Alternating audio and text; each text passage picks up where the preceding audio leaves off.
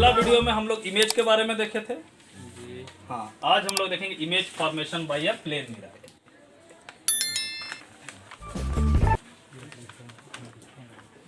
हालांकि ये topic 10th में इंक्लूडेड नहीं है, बट इससे रिलेटेड कुछ पॉइंट दिमाग में समझ में आएगा कि डायग्राम कैसे बनाना है। तो हम लोग ये पढ़े थे इमेज में कि इमेज जहाँ पे अगर आपको रे डायग्राम्स ऑफ इमेज बनाएंगे तो आप पाएंगे कि रे डायग्राम से इमेज तब बनेगा जब दो रिफ्लेक्टेड रे आपस में मिलेगा। ठीक है, रिफ्लेक्टेड रे का मिलना जरूरी है, इसलिए दो कम से कम रिफ्लेक्टेड रे चाहिए। दो रिफ्लेक्टेड रे का मतलब दो इंसिडेंट रे चाहिए। ठीक है, तो हमने माना ये प्लेन मिरर है। मिरर जो है वो ग्लास से बनता है।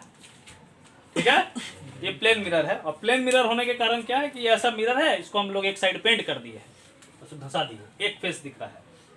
ठीक है, तो यहाँ पे ये पॉइंट ऑब्जेक्ट है। पॉइंट ऑब्जेक्ट का मतलब होता है किसी पॉइंट के लिए बना रहे, कोई पॉइंट ऑब्जेक्ट नहीं होता। चूटी लाके हम लोग यहाँ पे नहीं रखने वाले हैं। चूटी मतलब चीटी। ठीक है, इससे दो रे लेके जाएंगे हम लोग किसके तरफ? मिरर के तरफ। मिरर के तरफ इसलिए ले जाएंगे क्योंकि भैया मिरर के तरफ रे नहीं जाएगा और मिरर से टकरा करके नहीं आएगा तो फिर डायग्राम बनने वाला नहीं, इधर चलते रहेगा, चलते जाते रहेगा। ठीक है, तो मिरर की तरफ ले जाना। फिर इस पॉइंट को बोलते हैं, चूंकि यहाँ पे इंसिडेंट रे फॉल किया है तो इस पॉइंट को बोलेंगे पॉइंट ऑफ इंसिडेंट। इस पे एक परपेंडिकुलर लाइन सेगमेंट बनाएंगे जिसको हम लोग कहेंगे नॉर्मल। ठीक है, हम थोड़ा बाहर से आए हैं ना। ठीक है, और ये एंगल नापेंगे तो ये एंगल आई होगा। सिमिलरली यहाँ पे भी ऐसा ही करना है। ठीक है, और इसको इक्वल एंगल, क्योंकि लॉ ऑफ रिफ्लेक्शन कहता है angle i equal to angle r, यहाँ से बेंड करा देना उतना एंगल माप के। प्रोटेक्टर रखने का तरीका ऐसे और उल्टा वाला में ऐसे। इसमें भी पहले ऐसे फिर उल्टे वाले में ऐसे। ठीक है, अरे भाई साहब को भी इधर मोड़ देना, नहीं समझ रहा है ऐसे क्या? ठीक है, अरे प्रोटेक्टर रखना भाई साहब। ये एंगल नापने के लिए प्रोटेक्टर कैसे रखेगा? ऐसे ना जी। और इसका दूसरा पार्ट इधर से नापना, ये एंगल नापना तो कैसे रखेगा? ऐसे ना। वही बताए कि जिधर एंगल नापना प्रोटेक्टर रखना सीखना चाहिए। ठीक है, हाँ। तो अब इस दोनों को तो आगे हम लोग मिलाप नहीं करा सकते हैं, तो इस दोनों को हम लोग पीछे खींच करके जबरदस्ती इसका इसका मिलाप हम लोग कराएंगे। तो ये था ऑब्जेक्ट, ये बनेगा इमेज। चूंकि जबरदस्ती बना तो अगर कैरेक्टरिस्टिक्स अगर हमको कोई लिखने बोले कि इमेज का क्या कैरेक्टरिस्टिक्स है, characteristics of image formation by plane mirror, देखा शॉर्टकट देखा। तो उसमें क्या है कि पहला हम लोग लिखेंगे भाई जबरदस्ती मिला है इसलिए क्या है? वर्चुअल है।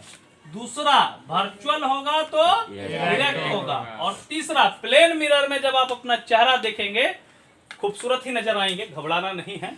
हाँ, ब्यूटीफुल होता है। इमेज आप लिख सकते हैं ब्यूटीफुल। हाँ, बदसूरत इमेज नहीं दिखता, अपने आप को सब स्मार्ट समझता चेहरा के साथ, हम भी समझते हैं, इसमें क्या है? ठीक है, भले है चाहे नहीं। हाँ, अपना अपना है। ठीक है, और उसमें क्या है कि तुम ब्यूटीफुल लिख नहीं देना, करेक्टर से ब्यूटीफुल सेम साइज का नजर आएंगे। किसका? और सेम डिस्टेंस पे होंगे। डिस्टेंस मतलब कहां से डिस्टेंस? मिरर से। ऑब्जेक्ट से नहीं रे भाई, मिरर से। मिरर से जितना दूर पे आप खड़े होंगे उतना दूर आपको लगेगा कि इमेज भी खड़ा है। और सबसे अंतिम वाला बाजी जो मजेदार है उसको बोलते हैं lateral inverted. Laterally inverted. Laterally inverted का मतलब हो गया, लैटरल इन्वर्सन नाम का एक फेनोमेना है। ठीक है, क्या है? फेनोमेना। हाँ, वो क्या है? तो लैटरल इन्वर्सन नाम का एक फेनोमेना है। और वो फेनोमेना क्या है? तो आप जब मिरर में देख रहे होंगे तो ध्यान से देखना है, लैटरल इन्वर्सन को ध्यान से देखना है। ठीक है, कोई भी मिरर में, ऐसा नहीं कि प्लेन मिरर में ही। ठीक है, अरे बाद में टेप लेना भाई। ठीक है, हाँ। और लैटरल इन्वर्सन जब आप देखेंगे भाई साहब तो बड़ा मजेदार चीज है कि अगर आप मिरर के सामने खड़ा हो गए और आप राइट हैंड उठाएंगे तो सामने अगर आपका कोई फेस करके खड़ा तो उसका राइट हैंड उल्टा साइड होता है हमेशा। लेकिन मिरर में वो सेम साइड पे खड़ा होगा, इधर से इधर, parallel to each other. Parallel भी और लाइन ऑफ एक्शन भी ठीक सेम होगा। मतलब लेफ्ट जो है वो आपका राइट बन जाएगा, राइट जो है आपका लेफ्ट बन जाएगा। इमेज में आपका हाथ पैर उल्टा नहीं चेंज होगा, हाँ वहां इमेज में लेकिन चेंज हो जाएगा। तो लैटरल इन्वर्सन बोलते हैं left right interchange in the image as compare to object. ठीक है, ये सब मिरर में दिखेगा, ऐसा नहीं बोल रहा है कि इसी में दिखेगा। इसीलिए तुम्हारे जो एम्बुलेंस लिखता है, तो एम्बुलेंस अगर सीधा लिखा रहेगा एम्बुलेंस, ठीक है, तो तुमको कैसा नजर आएगा? तो यहाँ मिरर बना दीजिए, ये ऐसा नजर आएगा।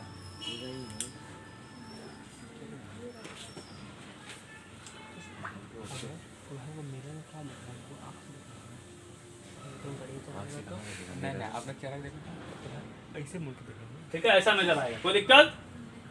इसीलिए एम्बुलेंस गाड़ी में उल्टा लिखा रहता है, ताकि मिरर में क्या हो, सीधा दिखे। ठीक है, आगे भविष्य में जब कॉम्पिटिटिव एग्जाम देखोगे ना, तो वहां पे भी पूछेगा इसका मिरर इमेज क्या होगा। मिरर इमेज मतलब लैटरल इन्वर्सन। ठीक है, मिरर इमेज मतलब लैटरल इन्वर्सन। तो लैटरल इन्वर्सन आपको करके देखना है कि उसका क्या होगा। लेफ्ट से राइट चलता है, उल्टा चलिए। ठीक है, कोई दिक्कत? हाँ बस, ठीक है। इसके बाद स्फेरिकल मिरर है। हाँ, आज का दिन स्फेरिकल मिरर के नाम पे रहेगा। ठीक है, मिरर के बारे में पढ़ेंगे। तो मिरर जैसा कि दो तरह का होता है, एक प्लेन मिरर और एक स्फेरिकल मिरर। प्लेन मिरर क्या हो गया कि जो प्लेन ग्लास को हम पेंट किए एक साइड, उसको बोलते हैं प्लेन मिरर। और जब हम कर्व ग्लास को, कर्व ग्लास जैसा कि हमने एक वीडियो में आपको दिखाया, कॉनकेव लेंस कॉनकेव मिरर दिखाया जिससे इमेज फॉर्मेशन दिखा रहा था। तो जब कर्व ग्लास को आप एक साइड से पेंट करते हैं तो उसको हम लोग बोलते हैं स्फेरिकल मिरर। ठीक है, अब वो कर्व ग्लास बना कैसे होगा? ठीक है, तो किसी बच्चा को दौड़ना पड़ेगा, और क्या, कुछ दौड़ना उड़ना जरूरत नहीं, ज्यादा दौड़ने की जरूरत नहीं है। ठीक है, तो उसमें क्या है कि एक घड़ा अगर आप देखे होंगे, इमेजिन करो घड़ा है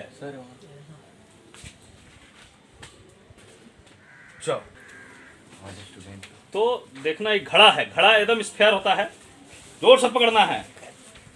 ठीक है, हाँ ये स्फेयर है, कंप्लीट स्फेयर। ठीक है, लेकिन अंदर से जाके थोड़ा सा यहाँ जाके घड़ा ऐसे हो जाता है। तो यहाँ तक अगर पूरा कंप्लीट चढ़ जाता तो स्फेयर, स्फेयर माने बॉल टाइप का शेप, गोल टाइप का शेप। गोल को ही बॉल बोलते हैं, बॉल को ही गोल बोलते हैं। इसमें से एक टुकड़ा निकाल के कोई सा ऐसा टुकड़ा काटे, उसको निकाल लिए ऐसे। ठीक है, अब उसको हमको पेंट करना है। तो पेंट हम दो साइड से कर सकते हैं। वो टुकड़ा जो निकला है उसको दो साइड से पेंट कर सकते हैं, एक बार अंदर से और एक बार बाहर से। आपके सामने जो घड़ा है वो भी पेंटेड है, कहाँ से है? बाहर से। बाहर से, इसको अंदर से भी पेंट कर सकते हैं। ठीक है, तो घड़ा रख देना है और क्या, घड़ा में पानी भराएगा। घड़ा से नहीं मिरर बनाना है, चुप, घड़ा से मिरर नहीं बनाना है। ठीक है, मिरर किससे बनाना है? ग्लास से। तो स्फेरिकल मिरर बना किससे? ग्लास से। कैसा ग्लास से? स्फेरिकल ग्लास से। किससे? Spherical glass. और स्फेरिकल ग्लास भी कैसा ग्लास है? अंदर से खोखला है, हॉलो है। हॉलो मने खोखला, जैसे तुम लोग का देखा, दिमाग देखा, जान रहा सब दिमाग खोखला है, इसलिए लोग ऐसा बोले हैं। ठीक है, तो किससे बना है?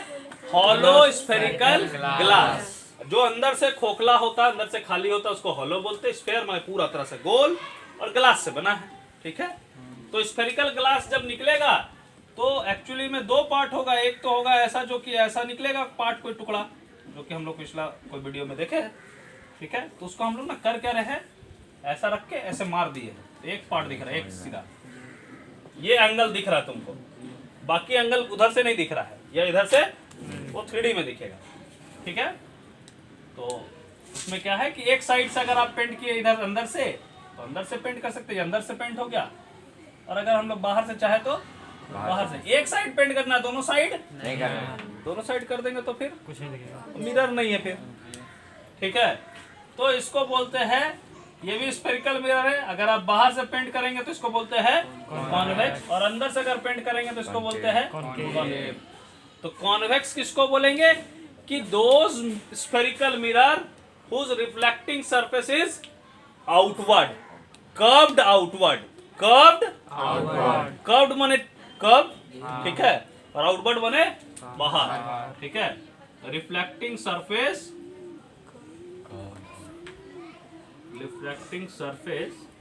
कर्व्ड आउटवर्ड, और इसमें रिफ्लेक्टिंग सरफेस कर्व्ड इनवर्ड, ठीक है। कोई दिक्कत? तो ये दो मिरर है, ये दो मिरर से रिलेटेड हम लोग कुछ टर्म्स पढ़ेंगे, कुछ जानकारी लेंगे, ठीक है। तो पहले इतना दूर आप लोग को दिमाग में रख लेना है, उसके बाद अभी टर्म्स रिलेटेड देखेंगे। स्फेरिकल मिरर मतलब कुछ स्पेशल टर्म है। मिरर तो आप देखे हैं, ठीक है, नहीं देखा तो फिर से एक बार मिरर दिखा देते हैं। क्या मिरर देखना है? हाँ? तो ये है मिरर, स्फेरिकल मिरर, ठीक है। ये कॉनकेव मिरर है, तो तुम जब टच करके देखोगे तो अंदर से ये कर्व है और बाहर से ये पेंटेड है, ठीक है। पेंट जनरली हम लोग ऐसे ऑरेंज कलर का करते हैं, सिल्वर ऑरेंज कलर का। आपको जरूरी नहीं है कि मैं बोला सिल्वर ऑरेंज कलर का ही करना है, जो लाइट कलर का पेंट हो, सिल्वर अंदर से पेंटेड होता है जनरली, ठीक है, जिसपे ज़्यादा रिफ्लेक्टिंग अकर हो सके, तो सिल्वर बेस्ट कलर माना जाता है। उसके लिए हम लोग पेंट कर सकते हैं सिल्वर कलर का, उसके ऊपर कोई कोट भी लगा देते हैं, ठीक है। तो यही ब्लू कलर का कोट लगा, ऑरेंज कलर का भी कभी कोट दिख सकता है। कोट इसलिए लगाते हैं कि जैसे अभी इसमें अंदर कोट नहीं लगा होता, तो जैसे कहीं ना क्या होगा, जैसे पेंट हट गया, ठीक है, तो ट्रांसपेरेंट हो जाएगा वहाँ से, और जब ट्रांसपेरेंट हो जाएगा तो वहाँ से आर पार दिखेगा, उस जगह पे होल हो जाएगा, ठीक है। तो एक कोट रहता है तो अलग से होता है। घर पे भी तो लगाते हैं ना, हैं? पहले हम लोग उसको क्या होता है, पुट्टी करते हैं, उसके ऊपर पेंट लगाते हैं ना, तो कहीं पे डायरेक्ट पेंट नहीं लगा देते, ठीक है। एक फॉर्मेट है कि स्मूथ सरफेस बनाने के लिए उस रफ सरफेस को पहले स्मूथ में कन्वर्ट, उसके ऊपर एक कोट लगाएंगे, ठीक है। तो दिक्कत? अब इससे रिलेटेड कुछ टर्म्स है, जो टर्म्स इससे रिलेटेड है वो इसमें तुमको दिखने वाले नहीं है। जैसे सेंटर ऑफ कर्वेचर इसमें नहीं दिखेगा, रेडियस ऑफ कर्वेचर इसमें नहीं दिखेगा, पोल इसमें नहीं दिखेगा, प्रिंसिपल एक्सिस इसमें नहीं दिखेगा, फोकस इसमें नहीं दिखेगा, फोकल लेंथ इसमें नहीं दिखेगा, ठीक है, कुछ नहीं दिखने वाला इसमें। लेकिन फिर भी सारे पॉइंट्स को आपको थ्योरेटिकली पढ़ना है। वो इसलिए पढ़ना है कि इसके लिए रेडियस ऑफ कर्वेचर या सेंटर ऑफ कर्वेचर कहीं ना कहीं होगा, फोकस कहीं ना कहीं होगा, पोल इसके सेंटर पे है, वो पढ़ेंगे हम लोग, ठीक है। रेडियस ऑफ कर्वेचर है, पोल है, सारा टर्म्स इससे रिलेटेड में आएगा, ठीक है। वो कहीं ना कहीं अपीयर है, लेकिन दिखाई रियलिटी में नहीं दे रहा। बस अंतर यह है कि रियलिटी में नहीं दिखाई दे रहा है, थ्योरेटिकली हम आप उसको बनाने वाले हैं। कोई दिक्कत? हाँ, तो अभी terms related to spherical mirror पढ़ेंगे, ठीक। तो स्फेरिकल मिरर, हाँ, spherical mirror, terms related to spherical mirror. उसमें कुछ टर्म्स है जो भी हम लोग बोले हैं। पहला टर्म्स है सेंटर ऑफ कर्वेचर, दूसरा है रेडियस ऑफ कर्वेचर, थर्ड है पोल, चौथा है प्रिंसिपल एक्सिस, और पांचवा है प्रिंसिपल फोकस, जिसको फोकस भी, और छठा है फोकल लेंथ, और एक स्पेशल है जिसको बोलते हैं अपर्चर, ठीक है। कुछ पॉइंट जो है सीबीएसई के आउट है, उसमें कोई दिक्कत नहीं है, होना चाहिए, ठीक है जी। तो इतना दूर दिमाग में रखना है, ठीक।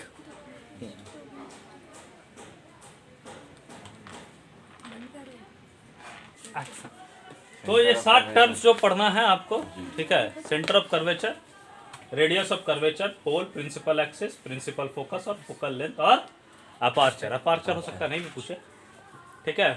तो सेंटर ऑफ कर्वेचर किसको बोलते हैं? सेंटर ऑफ कर्वेचर और रेडियस ऑफ कर्वेचर में समझ, सेंटर माने होता सेंटर, एग्जैक्ट सेंटर, ठीक है। मतलब जब कोई गोल चीज बनता है तो वो एक पॉइंट से सब इक्वी डिस्टेंस होता है, जिस पॉइंट से वो इक्वी डिस्टेंस होता है सारा पॉइंट, ठीक है, उसको बोलते हैं सेंटर। तो सेंटर किसका? सेंटर किसका? तो बोला सेंटर ऑफ कर्वेचर मतलब सेंटर स्फेरिकल ग्लास का, मिरर का नहीं, क्योंकि मिरर जो है वो कर्व नहीं है, पूरा कंप्लीट कर्व नहीं है, ठीक है। तो कंप्लीट कर्वेचर का, कंप्लीट कर्वेचर कौन सा है? स्फेयर, ठीक है। किससे बना है? स्फेयर से। तो सेंटर ऑफ कर्वेचर मतलब हो गया सेंटर ऑफ स्फेरिकल ग्लास, ठीक है, या सेंटर ऑफ स्फेयर, ठीक है। तो कैसा sphere glass? Hollow spherical glass. कैसा spherical glass? Hollow spherical glass whose mirror is a part, जिसका मिरर टुकड़ा है।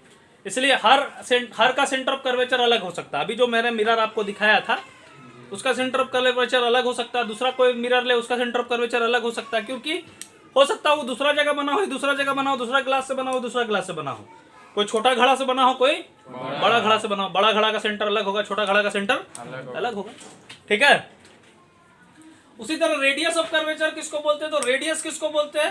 जो सेंटर से कर्व में जो भी डिस्टेंस होगा, ये डिस्टेंस इक्वल होता है, इसको क्या बोलते हैं? रेडियस। तो रेडियस भी एक्चुअली में किसका रेडियस? कर्वेचर का। तो कर्वेचर कौन सा यूज किए? स्फेयर। ठीक है, यहाँ पे स्फेरिकल ग्लास है, तो रेडियस ऑफ कर्वेचर मतलब रेडियस ऑफ स्फेरिकल ग्लास। ठीक है, whose mirror is a part, इसका मिरर हिस्सा। कर्वेचर का मतलब यहाँ पे समझना है जो सा कर्व हम बनाने में यूज कर रहे हैं, पूरा कर्व। तो हम कौन सा कर्व यूज कर रहे हैं? स्फेयर। कौन सा कर्व यूज कर रहे हैं? स्फेयर। मिरर के केस में ग्लास है। ठीक है, तो स्फेरिकल ग्लास। कोई दिक्कत? पोल आते हैं। तो अभी जो आप मिरर देखे तो मिरर ऐसा था, उस मिरर का जब आप सेंटर पॉइंट ढूंढेंगे, मिरर का सेंटर, तो उसको कहते हैं पोल। वो मिरर का हिस्सा है, वो मिरर का अपना परमानेंट हिस्सा है। ठीक है, ये सब कहीं दिख नहीं रहा था। सेंटर ऑफ कर्वेचर कहीं यहाँ पे होगा, क्योंकि अगर ऐसे है कर्व है तो पूरा गोल अगर बना होगा तो कहीं यहाँ पे सेंटर होगा। रेडियस ऑफ कर्वेचर यहाँ से यहाँ का डिस्टेंस होगा, लेकिन वो सब दिखाई नहीं दे रहा। ठीक है, तो पोल क्या हो गया? Centre of mirror. ठीक है, प्रिंसिपल एक्सिस किसको बोलेंगे? तो बोलता है, जैसे अगर मान लेते ये आप कॉनकेव मिरर देखे थे, कॉन्वेक्स मिरर है, तो ये आपका पोल हो गया, ये आपका सेंटर ऑफ कर्वेचर हो गया। इस दोनों पॉइंट को ज्वाइन करता हुआ अगर कोई लाइन है तो उसको हम लोग कहते हैं प्रिंसिपल एक्सिस। ठीक है, कोई दिक्कत? उसको हम लोग क्या कहते हैं? Principal axis. एक लाइन जो इमेजिनरी लाइन जो पोल और सेंटर ऑफ कर्वेचर को ज्वाइन करता है। ठीक है, उसको हम लोग कहते हैं प्रिंसिपल एक्सिस। दोनों पॉइंट को, एक ही पॉइंट नहीं बोलते, क्योंकि एक पॉइंट से मिलियन ऑफ लाइंस पार, मतलब अनगिनत, इनफाइनाइट, मिलियंस भी नहीं बोल सकते, इनफाइनाइट नंबर ऑफ लाइंस पार कर सकते हैं एक पॉइंट से। इधर से इधर से इधर से इधर से, इसलिए दो पॉइंट इंक्लूडेड है, पोल और सेंटर ऑफ कर्वेचर। ठीक है, प्रिंसिपल फोकस किसको बोलेंगे, है ना? तो फोकस किसको बोलते हैं सर? फोकस किसको बोलते हैं?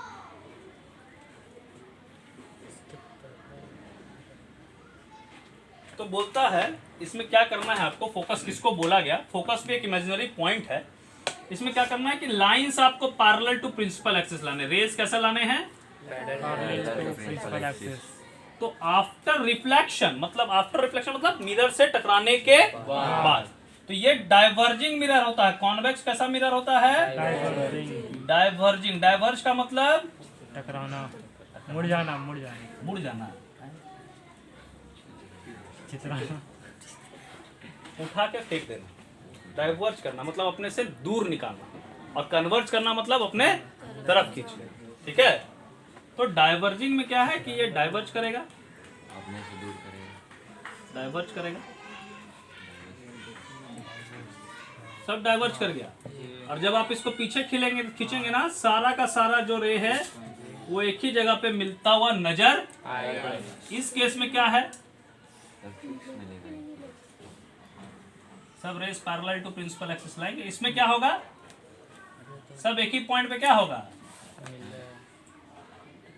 मिल जाएगा, कट नहीं जाएगा, मिल जाएगा। जरूरी मिलेगा। हाँ, जरूरी है मिलेगा। ठीक है, वो मिलता है, इसीलिए उस पॉइंट को नाम क्या दिए है? फोकस। उसी पॉइंट को नाम दिए जहां पे ये मिलता हुआ नजर आएगा या जहां पे मिलेगा, उसी पॉइंट को हम क्या नाम देंगे? फोकस। प्रिंसिपल फोकस या फोकस। ठीक है, दोनों चीज बता रहा हूँ।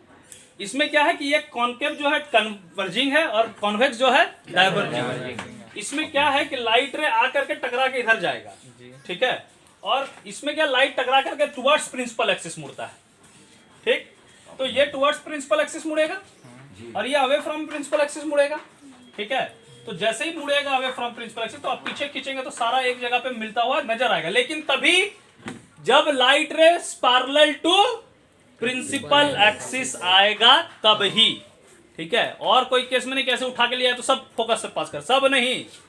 Light rays of beam must come parallel to principal axis, then after reflection it will meet or appear to meet or appear to meet at a single point on principal axis. That point is called focus. उसी को कहते हैं क्या? Focus. Focus एक ऐसा point है जहां पे टोटल रेज कंसंट्रेट हो सकते हैं, इसीलिए उसका नाम क्या है? फोकस। फोकस मतलब क्या? कंसंट्रेट करना, जमा करना, वहीं पे ध्यान केंद्रित करना, सारा रे का ध्यान वहीं पे केंद्रित, ठीक है। या तो होता हुआ नजर आ रहा या है, ठीक है। जैसे एक बच्चा बोला सर हम लोग बहुत पढ़ाई करता, मेरा बच्चा बोला कैसे? रात में 11 बजे तक पढ़ते रहता है, 12 बजे तक पढ़ते रहता है, लेकिन पढ़ते रहता है, ध्यान केंद्रित, रेज आ रहे हैं जा रहे हैं वापिस टकरा करके, ध्यान केंद्रित वाला रेज नहीं। Rays must come parallel to principal axis, after reflection it will meet और appear to meet at a single point, that point is called focus, और it will meet on principal axis only, हवा में भी कहीं नहीं मुड़ेगा, कहाँ मिलेगा? इसीलिए स्पेसिफिक कोई भी पॉइंट यहाँ पे जो आपको दिख रहा है वो सब स्पेसिफिक पॉइंट है। ऐसा नहीं कि कोई भी हम पॉइंट को ऐसे गया ऐसे चल गया यहाँ से तो उसका कोई हम पॉइंट डिनोट कर दिए हैं, हमने कुछ स्पेसिफिक पॉइंट्स ढूंढे हैं, उस स्पेसिफिक पॉइंट को ही हम पढ़ रहे हैं। तो आपको उसमें बस इसमें जैसे हमको सेंटर ऑफ कर्वेचर, उसमें स्पेशल क्या है कि भैया उस सेंटर है किसका? स्फेरिकल ग्लास का। रेडियस ऑफ कर्वेचर इसमें स्पेशल क्या है कि उस रेडियस है किसका? स्फेरिकल ग्लास का। पोल उसका स्पेसिफिकेशन क्या है कि वो सेंटर है किसका? मिरर का। प्रिंसिपल एक्सिस उसमें स्पेसिफिकेशन क्या है? बहुत सारा लाइन हो सकता था, बोला एक ही लाइन हमको चुनना है जो प्रिंसिपल फोकस है, बोलते हैं पोल और सेंटर ऑफ कर्वेचर। फोकस इसमें स्पेशल क्या है? तो इसमें स्पेशल है कि अगर light rays parallel to principal axis आएगा तो after reflection they will meet or appear to meet at a single point on principal axis and that point is called focus, ठीक है। एकदम कंसंट्रेशन वाला पॉइंट है, ठीक है। तो प्रिंसिपल फोकस हो गया, तो फोकल लेंथ किसको बोलेंगे? तो the distance between focus and pole, या पोल एंड फोकस, उसी को फोकल लेंथ बोलेंगे। कोई दिक्कत? ठीक है। अपार्चर किसको बोलते हैं? अभी जब आप मिरर देख रहे थे तो मिरर ऐसा था, मिरर और बड़ा भी हो सकता है, और बड़ा भी हो सकता है, और छोटा भी हो सकता है, और छोटा भी हो सकता है, ठीक है। तो जो उसका मिरर का विड्थ है ना उसको बोलते हैं aperture. The width of the mirror is called aperture. कोई दिक्कत? ठीक। 7 टर्म का स्पेसिफिकेशन पता चल गया। सातों टर्म तुमको कहीं पे हवा में दिखने वाला नहीं है, लेकिन फिर भी वो है, इमेजिनेशन नहीं है रियल में, लेकिन आपको रियलिटी में वो दिखने वाला नहीं है। उसके लिए आपको मेजरमेंट करना पड़ेगा, वो पॉइंट कहीं ना कहीं हवा में है, अवेलेबल है, ठीक। कोई दिक्कत? तो फोकस ढूंढना बहुत आसान है। उस दिन जो पहला वीडियो में हम लोग देखे थे उसमें फोकस ढूंढना बहुत आसान है कि इन्फिनिटी से कोई भी रेज जो पहुंच के बाहर होता है उसको इन्फिनिटी बोलते हैं, ठीक है। इन्फिनिटी मतलब ऐसा नहीं होता कि इन्फिनिटी बहुत दूर चांद तारा देखे, ठीक है, वो सब नहीं, ठीक है। इन्फिनिटी मतलब बहुत दूर नहीं होता है, जो पहुंच के बाहर हो। जैसे कल को रवि सर यहाँ पे BMW लगाएंगे, ठीक है, तो ये इन्फिनिटी है, सब पहुंच के बाहर है, ठीक है। हाँ, जो पहुंच के बाहर हो इन्फिनिटी है। तो इन्फिनिटी से रेज जब आएंगे तो आप जो मिरर से बना रहे थे, पिछला वीडियो में हम लोग फॉर्मेशन कर रहे थे, पेज पे डायग्राम बना रहे थे, एक्चुअली में हम लोग कौन सा जगह पे पेपर रख रहे थे? फोकस पे, क्योंकि सारा रेज आके कहाँ मिलने वाला है? जब इन्फिनिटी से आएगा। और इन्फिनिटी से करीब वाले किस्सा में थोड़ा केस अलग है, ठीक है। रेज इन्फिनिटी से पैरेलल आएंगे, इन्फिनिटी से जो रेज आता है उसको हम लोग पैरेलल टू ईच अदर मानते हैं, मतलब वो सारा रे एक दूसरे के पैरेलल आ रहा है। हम यहाँ पे स्पेशलाइजेशन क्या किया है? Parallel to principal axis. Parallel तो अपने एक दूसरे के पैरेलल है, हम सिर्फ स्पेशलाइजेशन क्या किए है? Parallel to principal axis. कोई दिक्कत? ठीक है। अब जैसे बहुत बच्चा पैरेलल तो चल रहा है ना एक दूसरे के, तो चल रहा है सर, कोई टीचर इस टीचर को फॉलो करके पैरेलल चल रहा है, कोई उस टीचर को फॉलो करके पैरेलल चल, तो सब पैरेलल है, ठीक है। पैरेलल सब है, लेकिन सब में स्पेसिफिक और भी रेज हम ऐसे भी पैरेलल ला सकते थे ना, ये भी तो पैरेलल हम ला सकते थे, लेकिन ये सारा रेज फिर फोकस पे नहीं मिलता। माना किसके पैरेलल है? प्रिंसिपल एक्सिस, ठीक। तो वीडियो देखते रहना, यही फोकस पे मिलाएगा बाबू, बाकी कहाँ ले जाएगा हमको नहीं पता। इसीलिए फोकस तो मिलना है तो तुमको इसी में वीडियो देखना पड़ेगा, नहीं ऐसा जरूरी नहीं है, ठीक है। ठीक है। जी। तो इसके आगे फिर हम लोग स्पेशलाइजेशन देख करके, डायग्रामेटिक सिचुएशन देख करके, तो उसके बाद इसके ऊपर रे डायग्राम पढ़ेंगे, ठीक है। मतलब स्पेरिकल मिरर से रे डायग्राम कैसे बनता है ये हम लोग सॉर्ट आउट करेंगे, ठीक। कोई दिक्कत? No sir. Relation between radius of curvature and focus, ठीक है। फोकल लेंथ पे देखेंगे। तो ये चाहे तुम कॉन्केव मिरर बनाओ चाहे कॉन्वेक्स मिरर बनाओ, हम कॉन्वेक्स मिरर बनाए। एफ हो गया, ये सी हो गया। यहां से पोल से वहां तक का दूरी को हम लोग क्या बोलते हैं? Radius of curvature. और पोल से हम फोकस तक का दूरी को क्या बोलते हैं? Focal length. तो आप देखेंगे रेडियस ऑफ कर्वेचर हमेशा ट्वाइस होता है फोकल लेंथ के। ऑब्जेक्टिव से बहुत ज्यादा इंपॉर्टेंट हो जाता है। अगर फोकल लेंथ दिया है तो रेडियस ऑफ कर्वेचर क्या होगा, रेडियस ऑफ कर्वेचर दिया तो फोकल लेंथ क्या होगा। तो फोकल लेंथ को हम लिख सकते हैं half of radius of curvature, लिख सकते हैं जी। अब इसको ऐसे समझना, तो अब हम एक रेडियस ऑफ कर्वेचर का एक डेफिनेशन और दे सकते हैं, the distance between pole and centre of curvature. यहां से भी डेफिनेशन आ सकता है। और फोकल लेंथ का भी एक डेफिनेशन और दे सकते हैं, फोकस का तो एक दिए ना जो बड़ा सारा डेफिनेशन, जो कंप्लीट डेफिनेशन है। फोकस का एक डेफिनेशन और दे सकते हैं। वो कैसे दे सकते हैं? क्योंकि बोला कि इसका डबल ये है, radius of curvature focal length का डबल है, मतलब ये भी एफ होगा, तब ना एफ जुड़ करके 2f बन करके आर के बराबर होगा। इसका मतलब ये दोनों क्या है? बराबर है। और दो इक्वल पार्ट को कोई अगर पॉइंट काटता है तो उस पॉइंट को क्या बोलते हैं? Mid point. तो हम लोग इसको कह सकते हैं मिड पॉइंट है किसका? तो focus is the mid point of किसका? Radius of curvature. किसका? मिड पॉइंट किसी डिस्टेंस का होता है, ठीक है जी, जो उसको इक्वल डिस्टेंस में बांट। कोई दिक्कत? ठीक। तो यहां तक दिमाग में होना चाहिए, ठीक।